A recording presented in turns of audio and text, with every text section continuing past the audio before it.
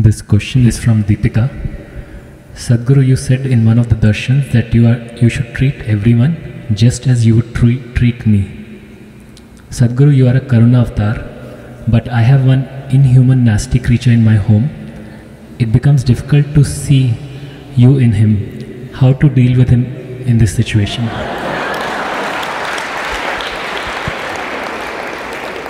In how many years of marriage does this evolution happen? Or it's a devolution? I'm sure he was a wonderful, romantic, wonderful man at one time. I don't know in how many years of marriage does he become a nasty creature. And how much role you have in making of a nasty creature.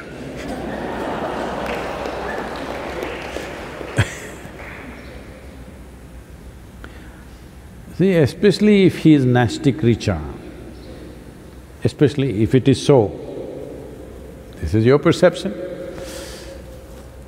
But especially if somebody is a nasty creature in your home or in your office or wherever you are,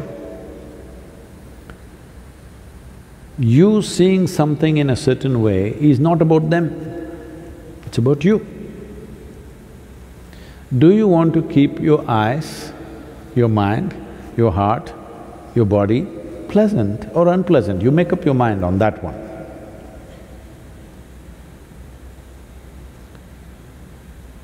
Now, if you look at him, I said even that nasty creature, please look at him, it's like me.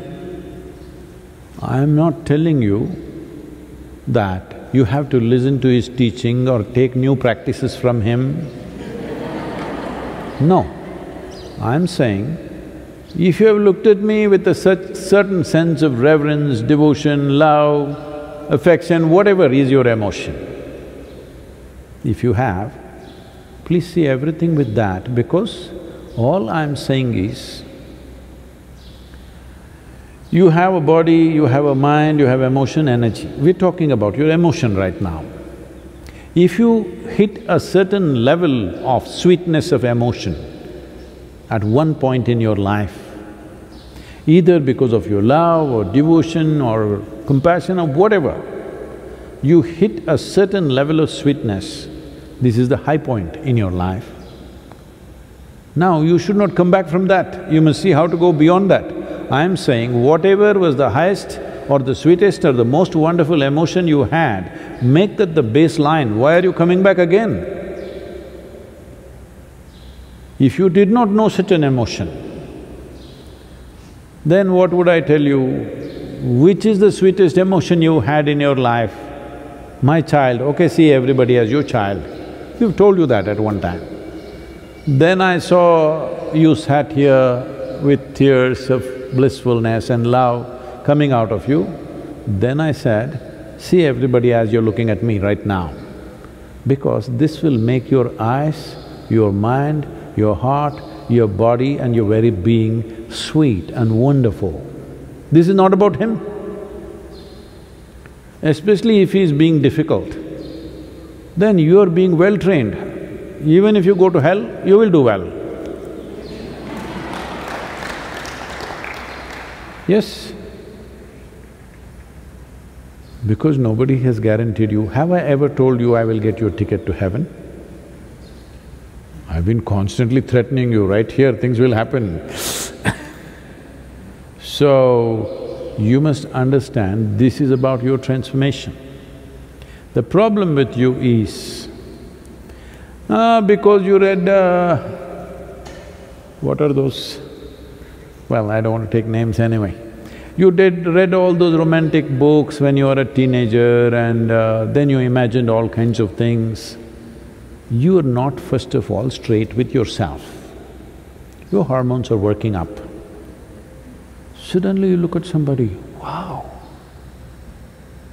can't believe she's so beautiful, she's so fantastic, he's so handsome, he's so wonderful, everything he does, ah! You're bullshitting yourself.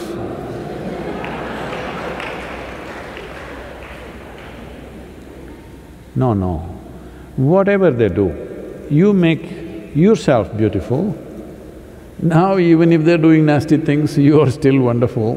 This is different. You know they're doing nasty things and you're still wonderful. This is fantastic. They are doing nasty things, but you think they're doing beautiful things. This is a stupid nonsense. I'll tell you. Somebody who was serving in Indian army had told me this story because we went through a similar situation somewhere else. So at that time he was narrating this. They were posted in the northeastern region where there's a certain amount of elephant population. So he is a battalion leader, he is heading about a group of 18 to 20 people, I think, they're marching in the forests.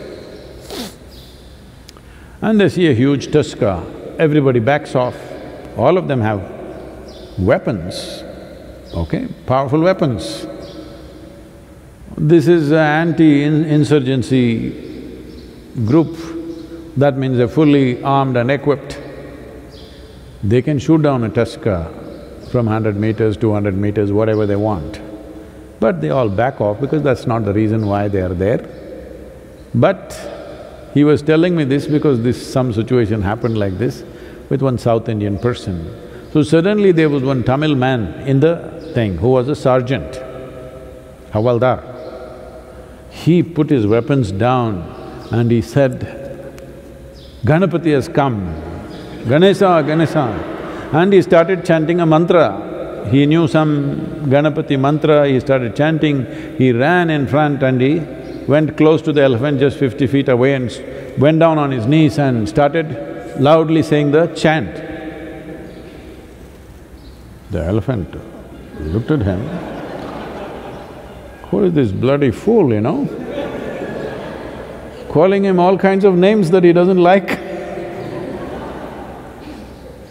And these people were watching, this is some kind of a miracle happening, the elephant is just standing there and this guy is on his knees chanting. The elephant moved so quickly, and within less than 2 seconds or within probably 5 seconds, he was upon him, he just crushed him, turned back and went. These people were just aghast and they're just watching him being crushed. Then some people pulled out the weapons. When the person whom I knew was in charge of it, he calmed them down because it's already dead. The man is dead in one shot.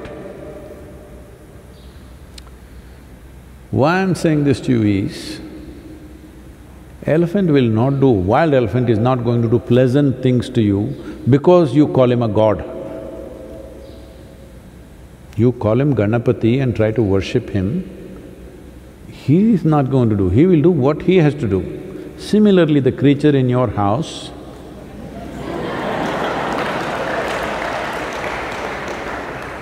he will do what he has to do, whatever is his characteristic.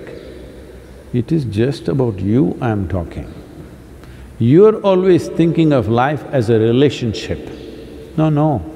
I want you to understand, before you were born or even when you were being born, you did not have a relationship even with your mother. This is going to be very unpopular, people are going to pick on me, but please look at it. You don't have a relationship, you just have an existence. Relationship happened because of your needs. You saw her as your food, you went for her. You saw her as the basis of your survival. You recognize that quickly, you know. The moment a child is born, hand her over to another man or another woman and let them take care of all the child's needs. Child will immediately go to them. This whole idea that you think it's coming to you because you are the mother and you delivered, no. It is because of the needs you form relationships. Otherwise, there is just existence. This existence can either become conscious and live in a phenomenal presence, become available to it, or just go on doing this circus. Initially, your mother was everything, she was the most fantastic creature, and then you grew up, you became an adolescent, you saw a boy, he was the most fantastic man in the world, then your mother came in between, suddenly you started hating her. Hello? Then the man came, he was most beautiful, then he became a nasty creature, or so you thought. Now you think he is the worst human being. This goes on. I want you to understand, you're making up both beauty and nasty. I am not asking you to make up. I am not asking you to think whatever this person is doing is fantastic. That's a stupid way to exist. It's just that if you see everything, whatever is the peak experience you've had, make that the baseline. This is growth. You played the snake and the ladder game? Swing, swing, shk. You played that game? Snake and the ladder game. So when you play this game, your intent is once you climb a ladder, you don't want to come back. You don't want to hit a snake, you want to find another ladder, go up, that's a natural expression of life. So once you know a certain level of sweetness within you, don't bring it down. That should be the basis. The next thing should be better and better. So when I said, right now you are sitting here with tears of ecstasy and love like this with me, then I said, let this be the basis. Don't go down from this. See everything as this. At least let this much happen. If this is continuously happening, constantly happening, then of course you will hit another ladder. Just a little bit of time. Don't come down, that's all I said. And please don't describe him as a nasty creature. Poor man.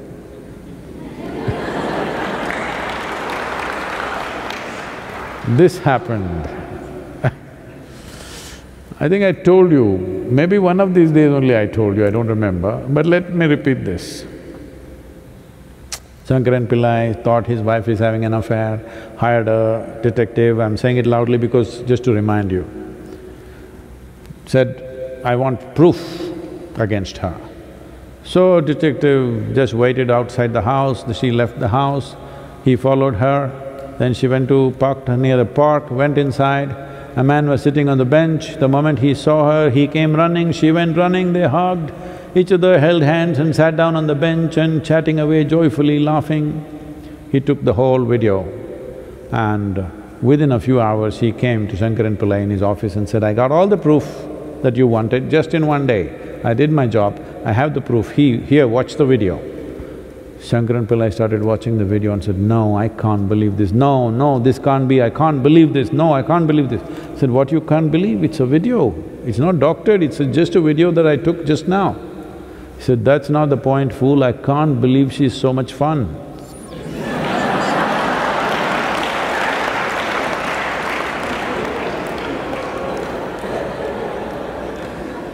So, after 15 days is over, when the man goes away somewhere, then you will see how much fun he was. Don't do this to yourself